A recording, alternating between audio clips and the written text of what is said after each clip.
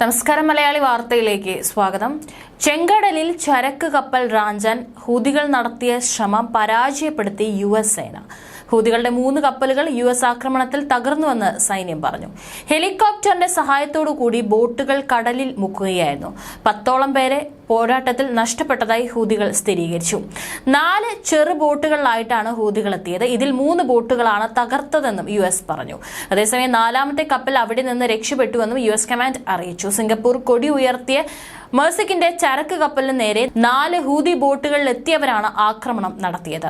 കപ്പൽ അപായ സന്ദേശം അയച്ചതിനെ തുടർന്ന് USS ഐസൻഹോവർ, USS ഗ്രേവ്ലി എന്നീ കപ്പലുകളിൽ നിന്നുള്ള ഹെലികോപ്റ്ററുകൾ സ്ഥലത്തെത്തി.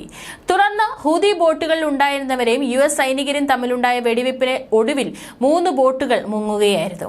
24 മണിക്കൂറിനിടെ ചെങ്കടലിൽ ഇത് 2ാം തവണ ആക്രമണം ഉണ്ടാകുന്നത്. നേരത്തെ 2 മിസൈൽ ഉപയോഗിച്ചായിരുന്നു ഈ കപ്പലുകളെ നേരിട്ടിരുന്നത്. ഇവ US ആക്രമണത്തിൽ തകർത്തിരുന്നു. തന്ത്രപരമായ ചെങ്കടൽ മേഖലയിലെ കപ്പലുകൾ ഗാസയിലെ പലസ്തീനുകാർക്ക് പിന്തുണ പ്രഖ്യാപിച്ചാണ് ഹൂതികൾ ആക്രമിക്കുന്നത്.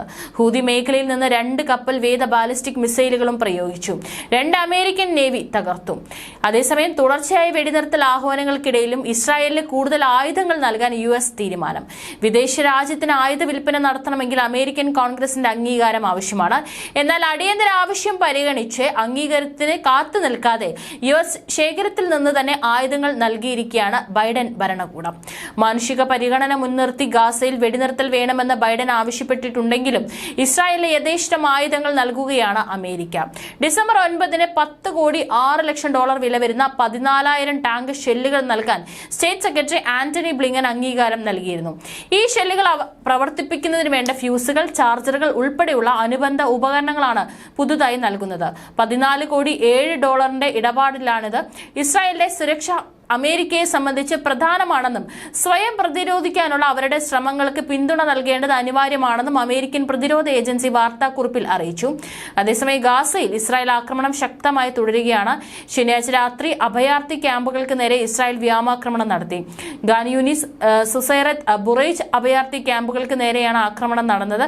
വെസ്റ്റ് ബാങ്കിലെ നൂർ ഷമാസ് അഭയാർത്ഥി ക്യാമ്പിൽ ഇസ്രായേൽ സേന അതിക്രമിച്ചു കയറി. അഭയാർത്ഥി ക്യാമ്പുകൾക്ക് നേരെ ഇസ്രായേൽ നടത്തിയ ആക്രമണങ്ങളിൽ 200-ന് മുകളിൽ പേർ കൊല്ലപ്പെട്ടു. ഗാസയിലെ 70% കെട്ടിടങ്ങളും ഇസ്രായേൽ വ്യോമാക്രമണത്തിൽ തകർന്നുവെന്ന് ഹമാസ് ഭരണകൂടം വ്യക്തമാക്കി. ഹമാസ് നേതാവ് യഹ്യ സിൻവർ താമസിച്ചിരുന്ന വീടിന്റെ അടിയിലുണ്ടായിരുന്ന തുരങ്ക ശൃംഖല തകർത്തതായി ഇസ്രായേൽ അവകാശപ്പെട്ടു.